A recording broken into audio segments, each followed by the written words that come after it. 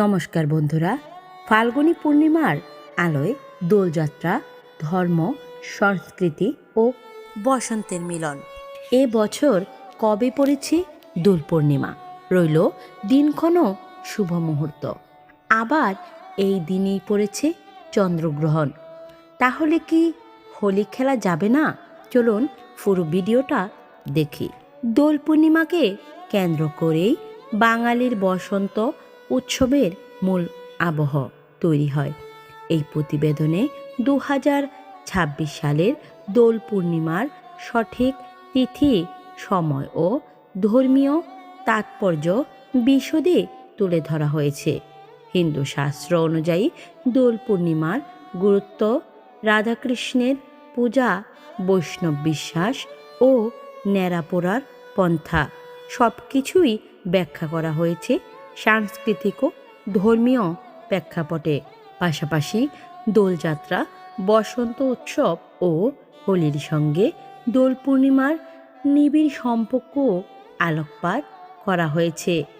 বাঙালির জীবন যেন উৎসবেরই আরেক নাম। 12 মাসে 13 পার্বণের আবহে কাটে সারা বছর। তবে এই অসংখ্য উৎসবের ভিড়েও দোলযাত্রা বা হোলি এমন এক উৎসব যা রং, আনন্দ ও আবেগে সবার মন জয় করে নেয়। শুধু বাঙালির মধ্যেই নয়, গোটা ভারত জুড়ে মহা ধুমধামেই পালিত হয় রঙের এই বসন্তোৎসব।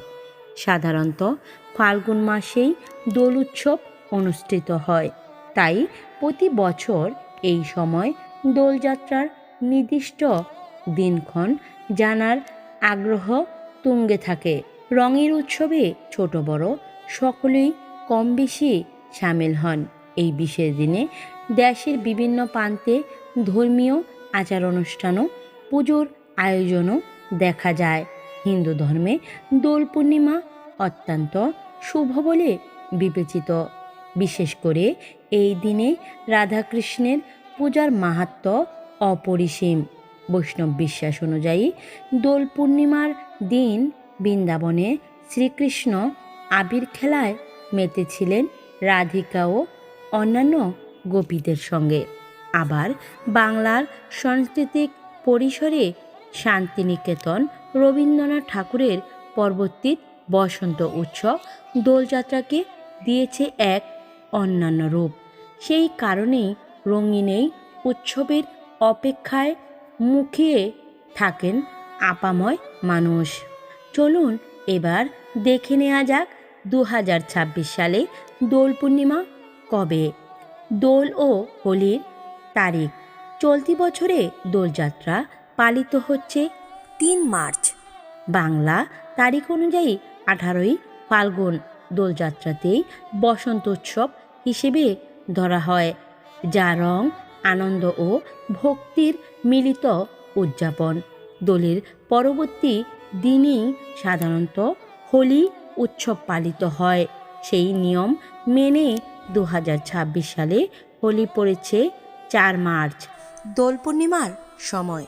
এবছর ফাল্গুনী পূর্ণিমা শুরু হচ্ছে 2 মার্চ সন্ধ্যা 5:42 থেকে এবং তা চলবে 3 মার্চ বিকেল 4:57 পর্যন্ত। এই পূর্ণিমা তিথিকেই দোল পূর্ণিমা হিসেবে মানা হয়। ন্যাড়াপোড়ার তাৎপর্য। 2026 সালে ন্যাড়াপোড়া অনুষ্ঠিত হবে 2 মার্চ। ন্যাড়াপোড়া মূলত অশুভ শক্তির বিনাশের প্রতীক। ফাল্গুন পূর্ণিমার সন্ধ্যায় শুকনো ডাল, কাঠ ও শুকনো পাতা একত্র করে ত্রূপ বানিয়ে তা দাহ হয়। প্রাচীনকাল থেকেই এই প্রথা আমাদের লোক সংস্কৃতির অঙ্গ হয়ে রয়েছে। ন্যাড়াপোড়ার পর অনেকেই সেই ছাই শরীর ও কপালে স্পর্শ করেন। লোকবিশ্বাস অনুযায়ী এতে অশুভ শক্তির প্রভাব থেকে রক্ষা পাওয়া যায়। ন্যাড়াপোড়া মূলত মন্দের উপর শুভ শক্তির জয়ের প্রতীক হিসাবেই বিবেচিত। এবার আসি চন্দ্রগ্রহণ নিয়ে। 2026 সালের 3 মার্চ দোল পূর্ণিমা তিথিতে চন্দ্রগ্রহণ পড়লে সেদিন ধর্মীয় দৃষ্টিতে কিছু বিশেষ করণীয় ও বর্জনীয় বিষয় মানা হয়। দোল পূর্ণিমা নিজেই খুব পবিত্র।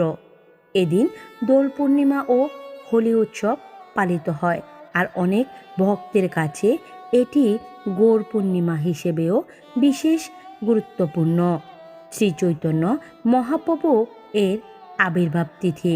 চন্দ্রগ্রহণের সময় শাস্ত্রমতে কিছু নিয়ম মানা শুভ বলে ধারণা করা হয়।